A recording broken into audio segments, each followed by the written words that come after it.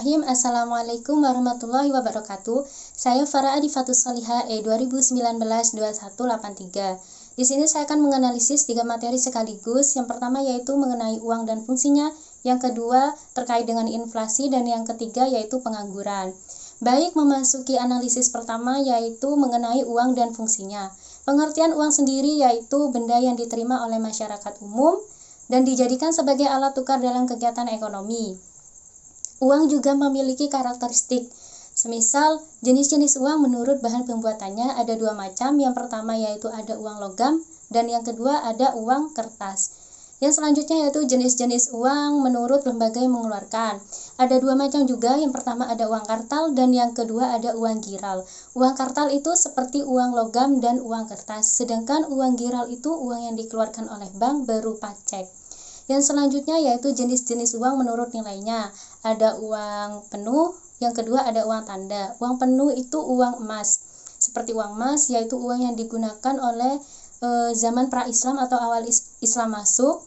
Mereka menggunakan uang emas. Uang emas itu sendiri nilai dan barangnya sama. Sedangkan uang tanda itu uang yang kita gunakan seperti sekarang. Seperti uang kertas 50.000. Di situ sudah tertera nilainya sebesar 50.000, dan jika uang itu mengalami kerusakan atau robek, maka uang itu tidak mempunyai nilai atau sudah tidak bisa laku lagi. Yang selanjutnya, uang itu juga memiliki fungsi. Ada fungsi asli uang, juga ada fungsi turunan uang.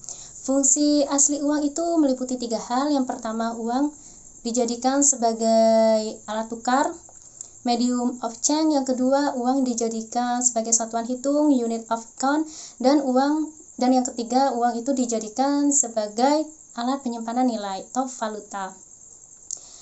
Dalam fungsi turunan uang meliputi 5 hal. Yang pertama yaitu uang dijadikan sebagai transaksi pembayaran yang sah. Yang kedua, uang sebagai alat pembayaran utang. Dan yang ketiga, uang itu juga dijadikan sebagai alat penyimpan kekayaan.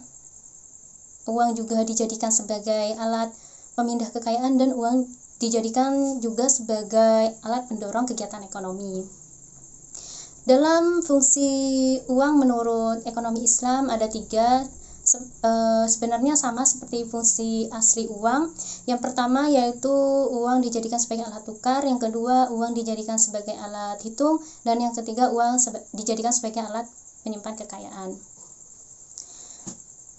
Uang itu memiliki peran penting dalam kegiatan ekonomi. Mengapa saya katakan demikian? Bahasa lainnya, uang itu sebagai fondasi dalam kegiatan ekonomi. Karena dalam kegiatan ekonomi kita sangat memerlukan uang, entah itu untuk transaksi ataupun investasi dan lain-lain. Kita tidak bisa menyamakan zaman dahulu dengan zaman sekarang. Mungkin zaman dahulu belum menggunakan uang sebagai pelaksana kegiatan ekonomi. Zaman dahulu mungkin menggunakan sistem barter. Tapi pengaplikasian sistem barter tersebut di era modern sekarang ini sangat sulit. Karena semakin berkembangnya pertumbuhan ekonomi, kemajuan teknologi yang menyulitkan kita semua melakukan kegiatan ekonomi tanpa uang. Jadi uang di era sekarang itu sangat memiliki peran penting dalam kegiatan ekonomi. Dalam peredaran uang yang terlalu banyak itu juga akan menghambat pertumbuhan ekonomi. Jika peredaran uang terlalu banyak, maka akan mempengaruhi nilai uang itu sendiri. Dan itu dinamakan inflasi. Pengertian inflasi yaitu naiknya harga secara umum dan terus-menerus dalam kurun waktu tertentu dan tempat tertentu. Semisal di suatu negara mengalami inflasi, harga sembako naik secara agregat, misal harga beras naik, harga BBM naik, harga minyak naik dalam kurun waktu tertentu, misal dari bulan Januari sampai bulan Agustus, 8 bulan mengalami kenaikan secara terus-menerus, dan itu disebut dengan inflasi. Jenis-jenis inflasi menurut sifatnya ada 3. Ada inflasi merayap atau inflasi rendah. Inflasi rendah ini dikatakan inflasi rendah jika mengalami kenaikan harga sebesar 1-10%. Dan yang kedua ada inflasi menengah.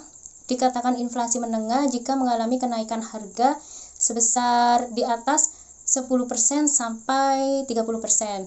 Dan yang ketiga ada inflasi tinggi atau hiperinflasi. Dan inflasi ini sangat menghambat dalam pertumbuhan ekonomi karena mengalami kenaikan di atas 30 sampai 100%. Dan cara mengatasi inflasi dalam ekonomi Islam itu ada dua kebijakan yang dikeluarkan. Yang pertama itu ada kebijakan fiskal dan yang kedua ada kebijakan moneter. Kebijakan moneter ini juga akan membantu dalam mengurangi angka pengangguran. Pengangguran itu sendiri memiliki arti orang yang masuk dalam angkatan kerja yang berusia sekitar 15 sampai 64 tahun dan mereka mencari pekerjaan tetapi belum mendapatkannya. Dalam pengangguran itu ada jenis-jenisnya, ada macam-macamnya. Seperti macam-macam pengangguran yaitu yang pertama ada pengangguran terbuka yang benar-benar menganggur, dan yang kedua ada pengangguran tersembunyi, yang ketiga ada pengangguran musiman, dan yang keempat ada pengangguran setengah menganggur. Dampak dari pengangguran itu sendiri cukup berpengaruh bagi negara. Yang pertama itu dampaknya menurunkan pendapatan per kapita dan pertumbuhan ekonomi. Yang kedua itu juga ada menurunkan pendapatan negara, juga meningkatkan tindak kriminal, juga meningkatkan kemiskinan. Jadi jika di suatu negara itu angka penganggurannya lebih banyak, berarti negara itu kualitas kesejahteraannya itu sangat buruk. Tetapi sebaliknya, jika angka pengangguran di suatu negara itu sedikit, maka kualitas kesejahteraan di suatu negara tersebut cukup tinggi dan cukup baik. Mungkin hanya sekian analisis dari saya. Apabila ada kekurangan ataupun kesalahan, saya mohon maaf yang sebesar-besarnya. Wassalamualaikum warahmatullahi wabarakatuh.